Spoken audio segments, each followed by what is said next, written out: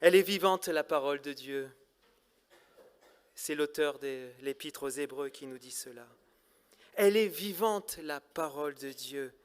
Elle va jusqu'au point de partage de l'âme et de l'esprit. Tout est transparent devant elle. Oh, parle-nous, Seigneur, par ta parole. Oui, parle-nous, nous t'écoutons. Amen. J'invite Jean-Pierre Sivelli à venir. Jean-Pierre, tu viens de l'église de Valence et depuis hier soir, tu nous conduis sur le chemin des valeurs du royaume. Alors nous sommes impatients d'écouter la suite. Voilà, nous te laissons la place, Jean-Pierre.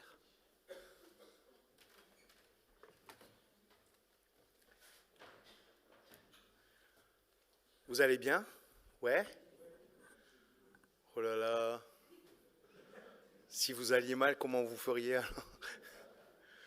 Je suis heureux d'être parmi vous. Je suis pasteur à l'église de Valence. C'est un plaisir pour moi de partager la parole avec vous. L'idée d'aujourd'hui, c'est de voir ce que le Seigneur veut nous apporter comme valeur. Et je vous propose 2 valeurs qui me touchent et qui nous touchent les uns les autres. Le courage et l'unité. Alors, je ne sais pas si vous êtes des personnes courageuses. Ouais.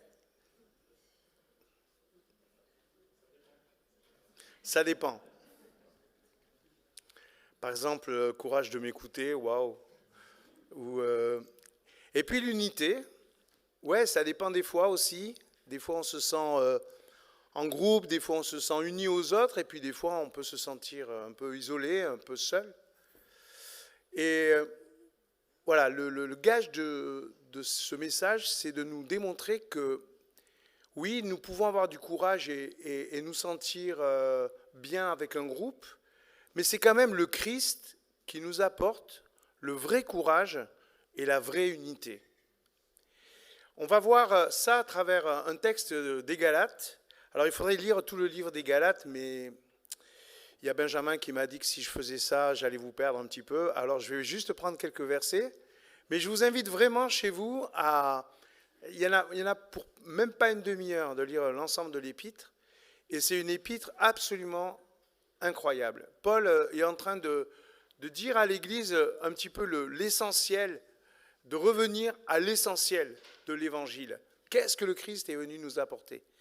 Et là, nous avons, je dirais, un résumé du résumé, donc un petit peu un Reader Digest de son message dans toute l'épître. C'est Galates 3, versets 26 à 28. Vous êtes tous fils de Dieu par la foi en Jésus-Christ. Vous tous qui avez été baptisés en Christ, vous avez revêtu Christ. Il n'y a plus ni juif, ni grec, il n'y a plus ni esclave, ni libre, il n'y a plus ni homme, ni femme, car vous êtes un en Jésus-Christ. Voilà, on voit déjà le courage de Paul de dire des choses comme ça, dans une société dans laquelle les Juifs et les Grecs avaient du mal à s'entendre. Je sais que vous n'arrivez pas à imaginer, mais imaginez une église où il y a plusieurs ethnies qui sont ensemble et des fois, ce n'est pas forcément évident parce qu'on n'a pas les mêmes fondations culturelles. Vous ne pouvez pas imaginer ça, hein, l'église de Meulan. Non, du tout. Voilà, mais c'est un peu la même chose dans l'église primitive. Les Juifs ont un fonctionnement, les Grecs ont un fonctionnement, et quand vous les mettez ensemble, ça clash rapidement en fait. Et d'ailleurs, dans cet épître, au chapitre 1, au chapitre 2, il va raconter une histoire qu'il a eue avec Pierre. Pierre est venu à Antioche, donc il était dans l'église de Jérusalem, et il va à une église où il n'y a quasiment que des Grecs, quoi. Et il se retrouve à Antioche et il mange, Pierre, avec des Grecs. Et je pense que c'était compliqué parce qu'ils ne mangeaient pas la même chose, ils ne se lavaient pas les mains avant de manger. Enfin, il y a des trucs comme ça un peu compliqués. Et il y a des Juifs qui rentrent. Et quand les Juifs rentrent, Pierre, hop, il sort de la table et puis il va avec les Juifs en disant « Ah, je suis content de vous voir, tout et tout. » Donc il laisse les Grecs. Et Paul voit ça Et puis il y a Barnabas, son compagnon avec qui il travaille, qui va avec les Juifs, et il laisse les Grecs tout seuls à la table. Et Paul voit ça, et il fait un scandale. Voilà, il va voir Pierre, et il clash direct avec lui. Ça, c'est Paul. J'adore Paul pour ça. Pierre, c'est quand même celui qui conduit l'Église, hein, et il va voir Pierre et lui dit, Pierre, tu es en train de faire quoi là? Qu'est-ce que tu fais? Il y a les Grecs, ce sont tes frères. Les Juifs, ce sont tes frères, mais les Grecs aussi. Tu ne peux pas comme ça sortir de table, sortir de la communion avec eux, pour aller en communion avec les autres. Qu'est-ce que tu es en train de faire? Vous imaginez, vous avez un repas d'église, et puis il y a les uns qui se mettent ensemble, les autres qui se mettent ensemble. C'est arrivé à Corinthe, hein, il y avait les maîtres qui se mettaient dans une pièce, et les esclaves qui se mettaient dans une autre pièce, et les deux prenaient la communion avec le Christ. Et Paul, il dit, oh, il y a un problème là, il y a un problème. Vous êtes frères et sœurs, vous êtes ensemble. C'est-à-dire que ce n'est pas nous qui choisissons notre culture, notre façon de vivre, notre méthode, c'est Dieu qui choisit, en Jésus-Christ, de faire de nous des gens qui vont être frères et sœurs. Il n'y a pas d'un côté les femmes, d'un côté les hommes, d'un côté les maîtres, d'un côté les esclaves. Il n'y a pas une ethnie, une autre ethnie. Vous êtes frères et sœurs. Vous faites partie d'une même église. Est-ce que nous comprenons que nous sommes dans un monde qui sectorise tout, qui coupe tout? Alors aujourd'hui, il y a le féminisme, aujourd'hui, il y a toutes les ethnies qui veulent absolument démontrer que leur culture doit être libérée de l'asservissement des autres, etc. Vous connaissez la situation du monde. On se fait la guerre aujourd'hui sur ces questions-là. Et Paul vient reposer l'évangile. C'est quoi l'évangile? L'évangile, c'est le Christ qui a réuni des disciples, et dans ces disciples, il a pris par exemple un zélote, c'était un révolutionnaire qui voulait tout casser chez les Romains, et un péager qui collaborait avec les Romains. Vous voyez, il met, si vous voulez, l'extrême gauche et l'extrême droite ensemble, et il dit, vous êtes frères.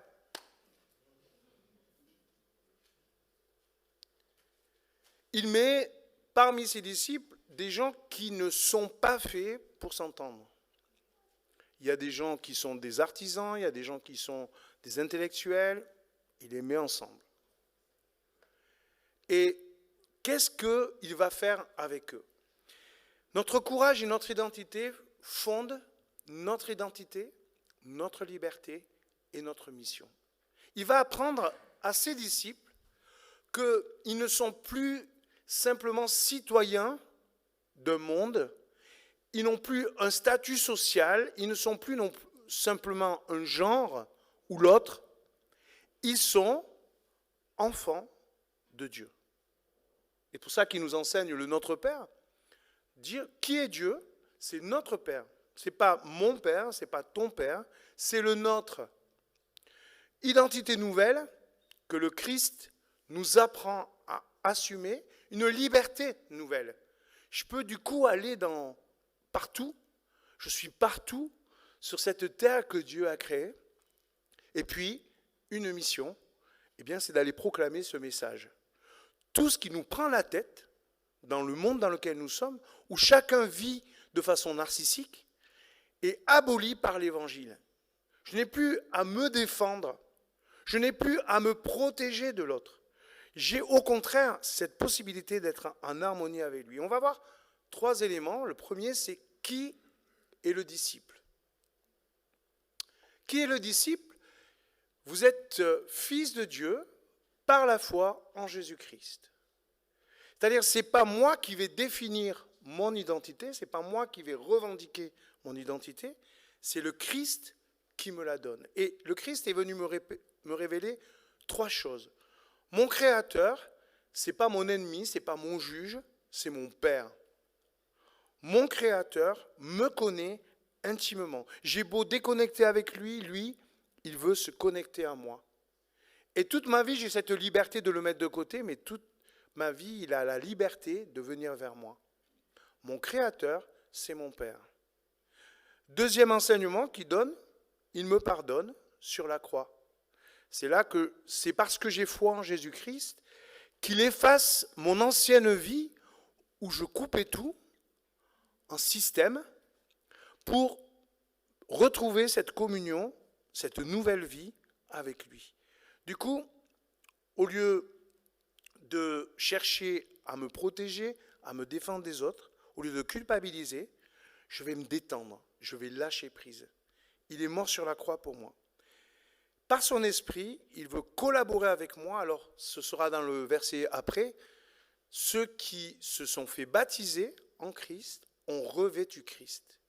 Le Christ vient habiter en nous et vient nous inspirer cette nouvelle manière de vivre, courageuse et unie.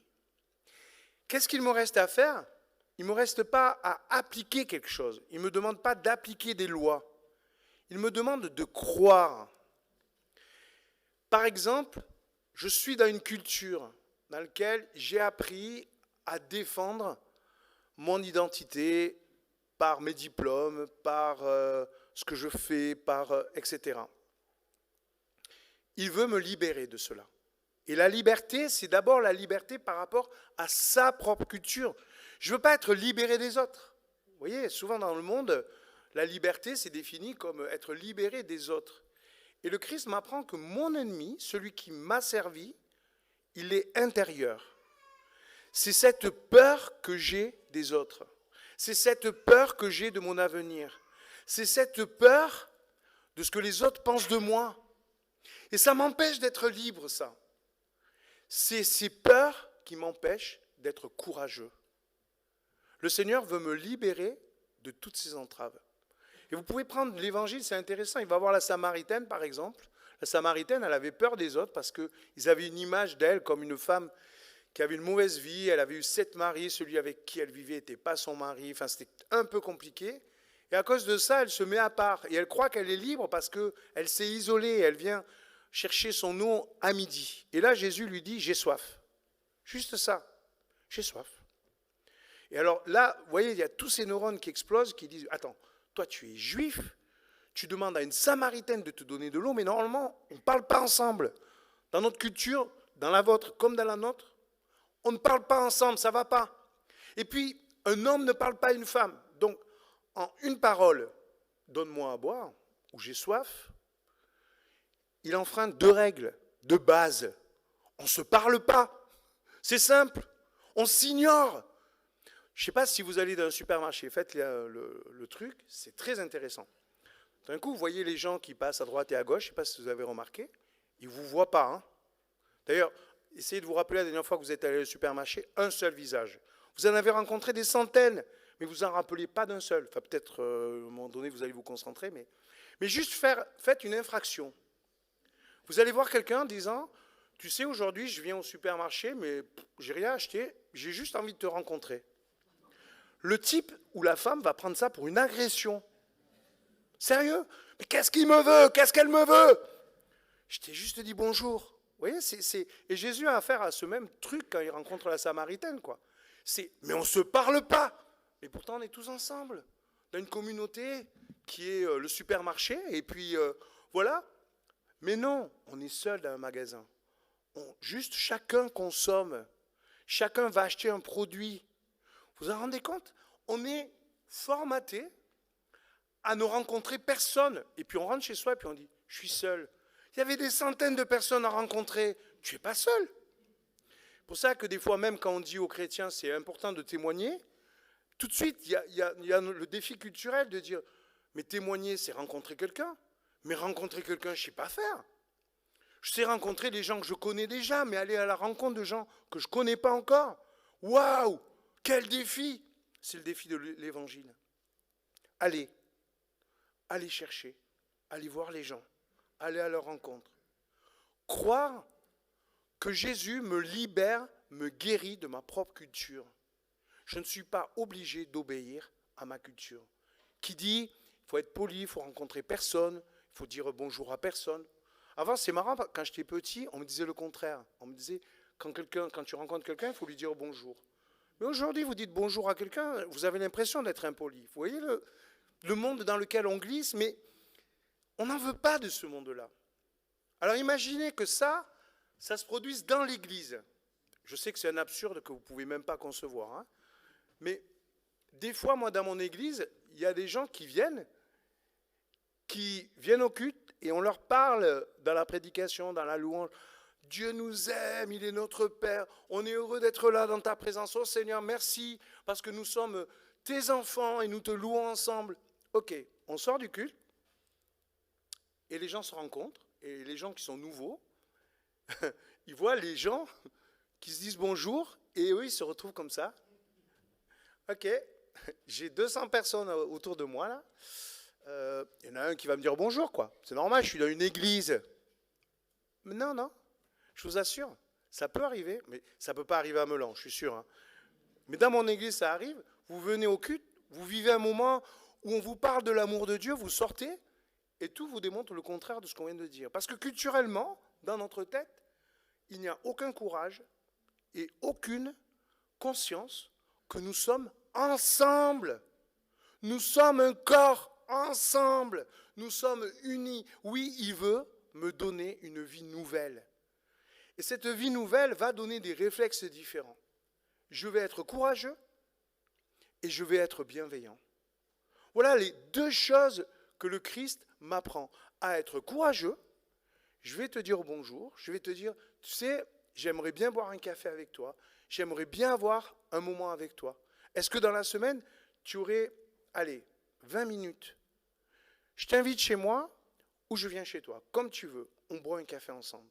Mais pourquoi faire? Parce que mon Seigneur nous a appris que là où 2 ou 3 sont réunis, il est au milieu d'eux.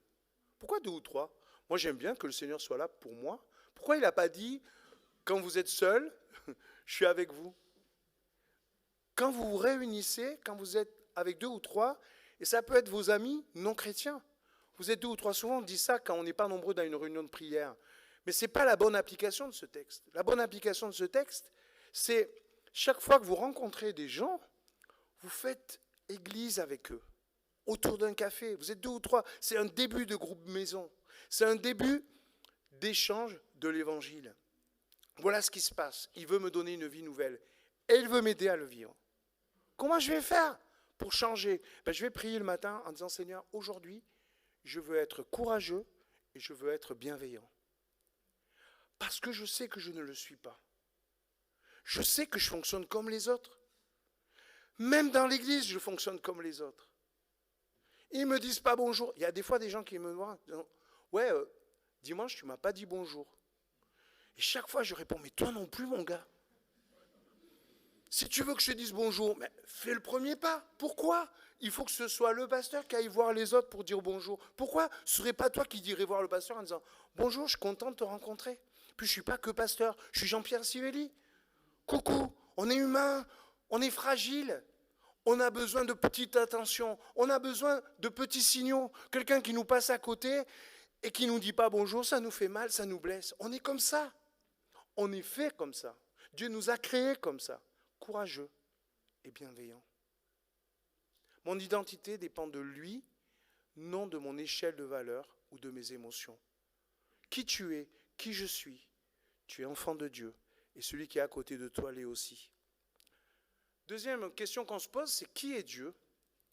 Et là, c'est incroyable, en Jésus-Christ, il nous est dit que nous qui avons été baptisés en Christ, qui avons décidé d'entrer dans cette culture nouvelle, nous avons revêtu Christ. Ça veut dire quoi, revêtir Christ? Il y a une traduction, je crois que c'est la français courant qui traduit « vous avez revêtu le comportement du Christ ». Mais c'est cette idée-là. Comment nous pouvons rentrer dans cette culture courageuse et bienveillante? Eh bien, tout simplement comprendre que Dieu, il a fait un truc assez fou. Il est passé du ciel à la terre.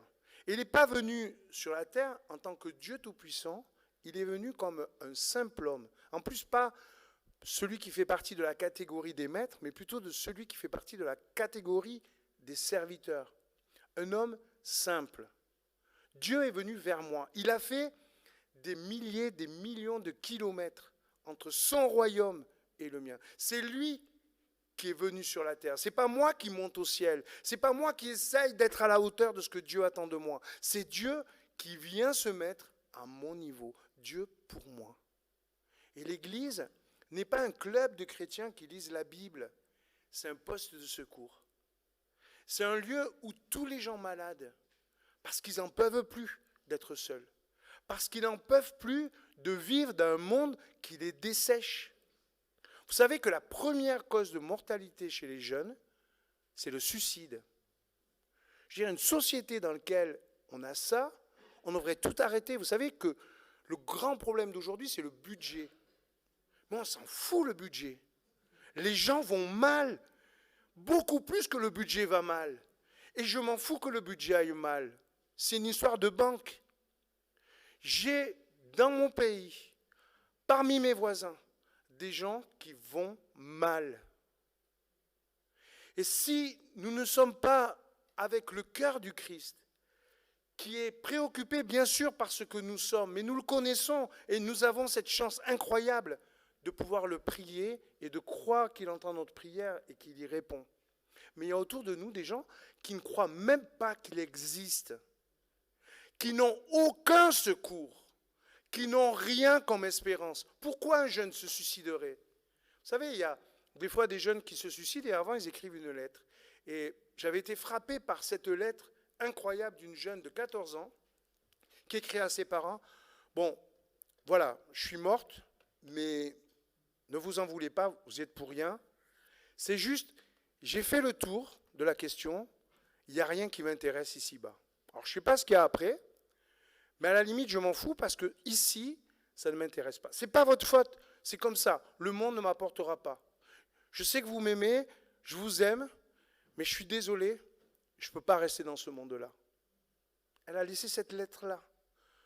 Je ne sais pas comment les parents ont pris la chose, mais c'est une lettre qui m'a bouleversé. Je me suis dit, mais non-assistance à personne en danger. Aujourd'hui, nos églises font un acte hyper grave. Nous faisons non-assistance à personne en danger. Les gens sont perdus et aujourd'hui, il n'y a pas besoin de le démontrer. Je n'ai pas besoin ici de vous dire que les gens sont perdus. Tout le monde le sait que les gens sont perdus. Tout le monde sait que Poutine est un fou. Tout le monde sait que Trump est un fou. Et ce sont les gens qui nous gouvernent. Imaginez ce que sont les administrés. Vous savez ce qu'ils font les administrés? Ils prennent des fusils, ils vont dans des écoles et ils tuent tout le monde et puis ils se suicident. Mais vous l'avez vu ça?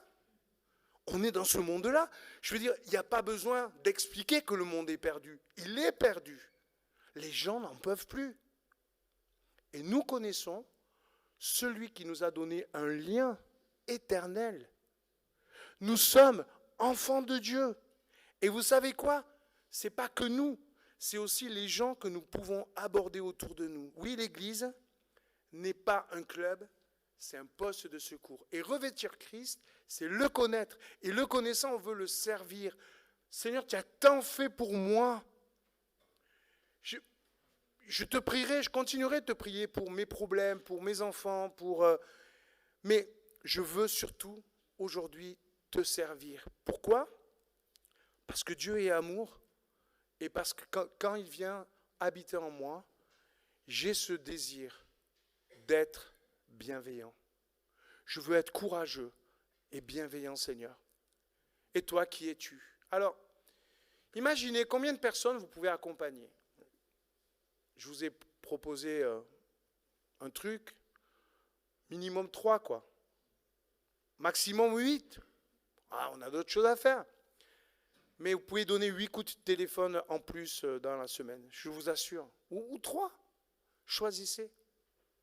Regardez comment ça se passe quand Pierre discute avec cet homme qu'il rencontre. C'est dans Acte 3, verset 4. Pierre, avec Jean, rencontre donc cet homme qui leur demande de l'aumône. Il est paralysé. Et il dit, regarde-nous. Vous voyez, première chose, contact. Regarde-moi. Oh. Alors le gars, qu'est-ce qu'il fait? Lui, les observait en disant, ça y est, c'est le pactole. En s'attendant à recevoir d'eux quelque chose. D'accord? Il tend la main, quoi. Mais Pierre dit, j'ai pas d'argent, j'ai pas d'or. Mais ce que j'ai, je te le donne. Par le nom de Jésus-Christ, le Nazaréen, lève-toi et marche. Le saisissant par la main droite, il le fit lever à l'instant même. Ses pieds et ses chevilles devinrent fermes. D'un bond, il fut debout, il se mit à marcher, il entra avec eux dans le temple, marchant, sautant et louant Dieu. Alors vous allez me dire, waouh, c'est tellement simple l'histoire. Imaginez, vous allez voir quelqu'un qui a un problème de santé et vous allez lui dire, je vais prier pour toi et le Seigneur va te guérir. Qui c'est qui l'a fait? Moi, j'ai jamais osé le faire. Pourquoi? Parce que dans ma tête, il y a un truc qui s'imprime, qui dit, si jamais ça ne marchait pas. Imaginez, vous avez le paralytique et vous dites, au nom de Jésus, lève-toi et marche. Et puis il reste là, comme ça. C'est quoi le truc là? Alors nous, on connaît la suite de l'histoire, alors on est content, quoi. Mais il y a un avant l'histoire. Et le courage, c'est ça, c'est, est-ce que je crois que j'ai revêtu Christ? Est-ce que je crois que je suis la présence du Christ auprès de celui qui ne le connaît pas? Quel est ton besoin? Je veux prier pour ton besoin. Est-ce que tu as soif? Est-ce que tu es malade? Est-ce que tu as des problèmes de relation? Est-ce que tu as des problèmes personnels? Je garderai pour moi, mais je veux prier pour toi. Est-ce que tu es OK? Vous savez, un jour en lisant ça, j'ai dit, je vais le faire. J'ai rencontré des non-chrétiens et je leur ai proposé cette démarche-là. Je n'ai jamais un non-chrétien qui m'a dit, prier? Mais c'est quoi ce truc? Chaque fois, ils me répondent, oui. On peut prier pour un non-croyant. Vous savez ça? Pourquoi? Parce que la personne reçoit une telle décharge de bienveillance quand vous lui dites, je vais prier pour toi. Qui lui a dit un jour, je connais celui qui peut être ton père, qui peut te prendre dans ses bras, qui peut partager tes problèmes, qui peut être tout le temps avec toi. Et je ne sais pas pourquoi Dieu a décidé ça. Franchement, moi je ne suis pas content avec Dieu en tant que pasteur, parce que aujourd'hui la présence de Dieu pour nos contemporains, c'est nous. Et je trouve qu'on n'est pas très bon. Jésus était tellement excellent dans ses rencontres avec les gens. Et nous, on ne le fait même pas. 3, 4, 5 personnes.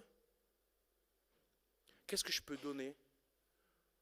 Est-ce que je vais donner de mon bien, de mes biens? Est-ce que je vais donner du temps? J'ai peut-être pas beaucoup d'argent, j'ai peut-être pas beaucoup de temps. Mais je peux te donner quelque chose.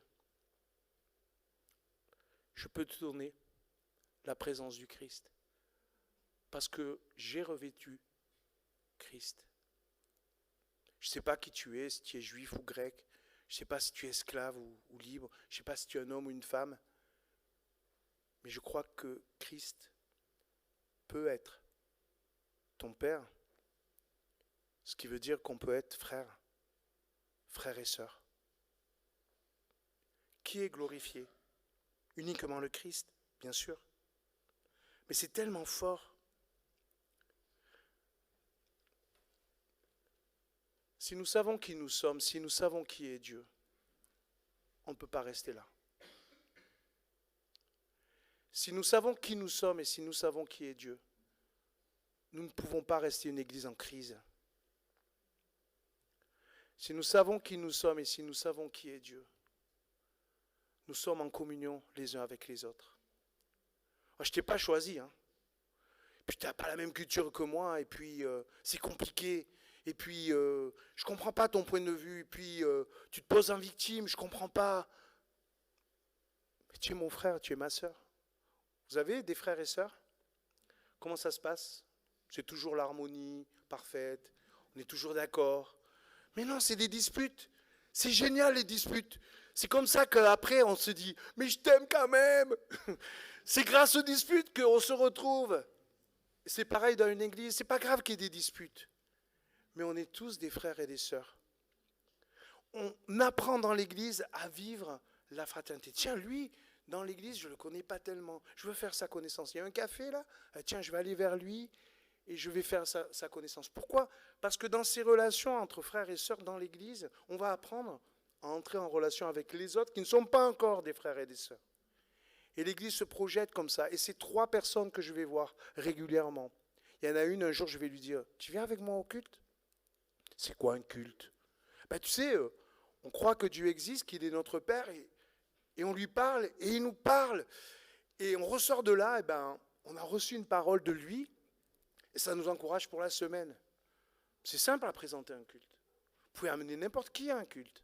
Peut-être qu'il ne comprendra pas tout, mais vous allez rester avec lui, vous allez lui expliquer, vous allez lire le texte biblique avec lui et dire, qu'est-ce que tu en penses de ce texte biblique? Est-ce que même ce texte biblique-là, on ne peut pas le lire avec n'importe qui? Je suis sûr qu'ils auraient des choses à dire intéressantes, nos amis, sur ce texte. Il n'y a plus ni juifs ni grecs, il n'y a plus des juifs et des arabes, il n'y a plus des Russes et des Ukrainiens. On est tous frères. On le vit dans l'Église. Parce que nous avons un Père qui n'a pas eu peur de venir du ciel sur la terre. Il me demande un truc tout bête, c'est de faire le pas qui me mène vers mon prochain.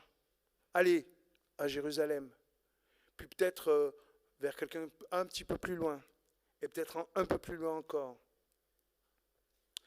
Paul est surpris que les Galates aient oublié ça, et c'est ses amis, ce sont des gens, quand il est arrivé dans l'église, il était malade et ils l'ont soigné, enfin voilà, c'est vraiment des proches. Et à un moment donné, il leur dit, mais que vous êtes bêtes, quoi, imbéciles, qu'est-ce qui se passe? Pourquoi vous avez perdu le courage? Pourquoi vous avez perdu l'unité? Pourquoi vous avez perdu l'évangile? Il n'y a qu'un évangile. C'est le Christ qui a fait de nous les enfants du Père. Il n'y a qu'un évangile, celui qui nous rend courageux et bienveillants. Il n'y a qu'un évangile, celui que nous vivons ici et maintenant dans l'église de Meulan. Peut-être qu'il y a dans la salle des gens avec qui tu ne t'entends pas, que tu ne connais pas.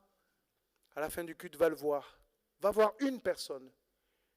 Et ce courage-là de dire, tu sais, je ne veux plus juste te croiser dans l'église.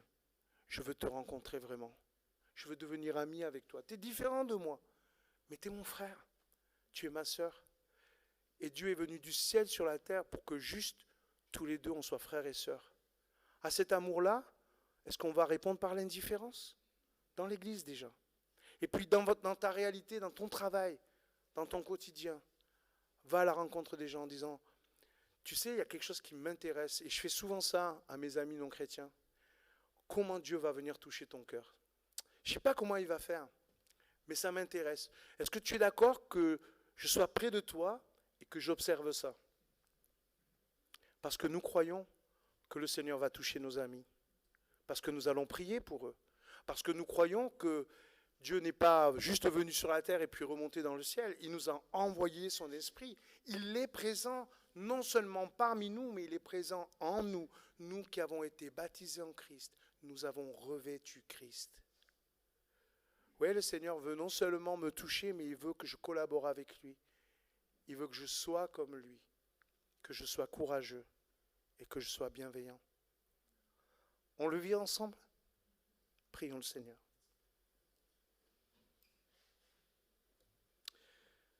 Seigneur, ton évangile est tellement simple qu'un enfant peut le comprendre.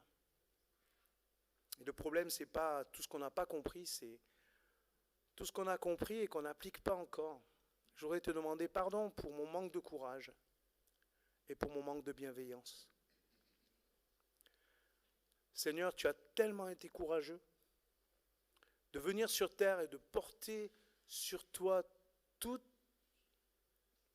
mes fautes, tous mes fardeaux. Seigneur, aujourd'hui, je suis libéré de tout ça. Mais tu ne m'as pas juste libéré pour que je sois bien, pour que je sois heureux.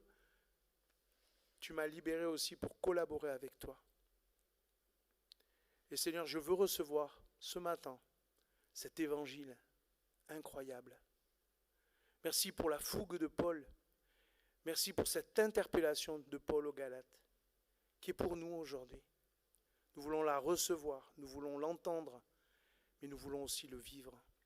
Merci pour ton Église à Meulan. Merci parce qu'il y a tellement de gens précieux pour toi dans cette Église. Et peut-être cette personne précieuse pour toi, eh bien, je ne la vois pas ou je la croise sans créer de lien avec elle. Alors, aide-moi à ouvrir mon cœur. Je l'ai ouvert à toi, mais je veux l'ouvrir aussi à mes frères et sœurs qui sont déjà là. Et puis au-delà, aide-moi à ouvrir mon cœur à ceux qui sont autour de moi et qui ont tellement besoin de toi. Ils ne savent pas encore, mais moi je sais qu'ils ont besoin de toi. Alors Seigneur, donne-moi le courage, donne-moi la bienveillance d'aller vers eux.